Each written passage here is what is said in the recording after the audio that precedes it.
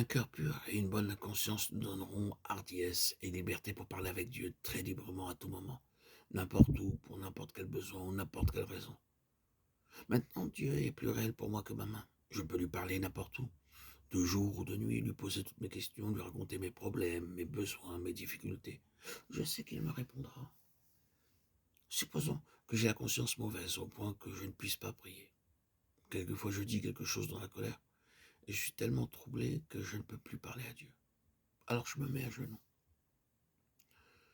Seigneur, pardonne-moi, je suis désolé de m'être mis en colère. J'ai dit quelque chose de mal, pardonne-moi s'il te plaît. Lorsque je suis pardonné, je peux parler aussitôt très librement à Dieu. Une bonne conscience donne la liberté et la hardiesse pour parler à Dieu. Et je peux rester longtemps en présence de Dieu. Nous recevons ensuite une nouvelle nature, lesquelles nous assurent de sa part les plus grandes et les plus précieuses promesses, afin que par elles vous deveniez participants de la nature divine, en fuyant la corruption qui existe dans le monde par la convoitise de Pierre 1,4. En tant que pécheurs, nous avions une nature pécheresse souillée et pourrie. Maintenant, Dieu nous donne une nature divine, sainte et pure, car notre nature pécheresse ne peut pas être purifiée par des efforts humains.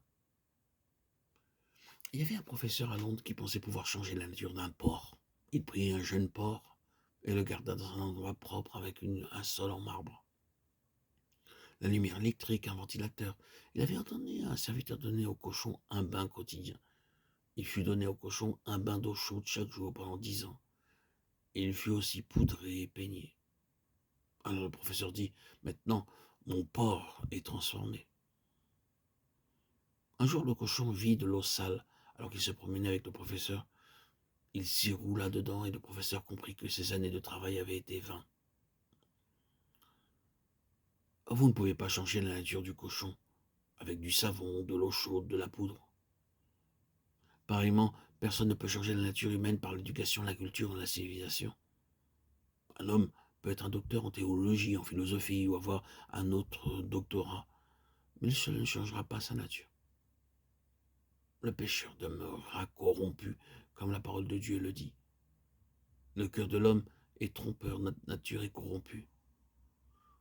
Vous pouvez en voir la preuve autour de vous. Hommes et femmes marchent dans une voie honteuse. Et pourquoi? Ils ont une nature corrompue, pécheresse et trompeuse. Ils se réjouissent davantage à la vue des choses souillées que des choses célestes. Ce qui est dans le cœur est révélé.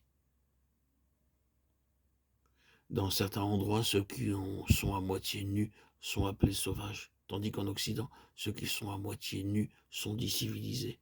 Quelle dérision, quel aveuglement! Une nature corrompue, souillée et pécheresse ne pourra pas être changée par l'éducation, la science, la connaissance ou par aucun autre effort humain. Mais il y a un remède.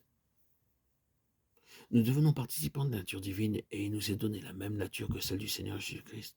Lorsque nous acceptons le Seigneur Jésus-Christ comme notre Sauveur, nous entrons alors dans une septuple participation. Hébreux 6,15 nous parle de ceux qui ont été une fois éclairés, qui ont goûté le don céleste, qui ont eu part au Saint-Esprit.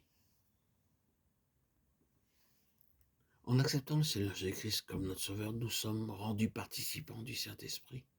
Nous sommes participants de la sainteté de Dieu, non pas ma sainteté, mais sa sainteté.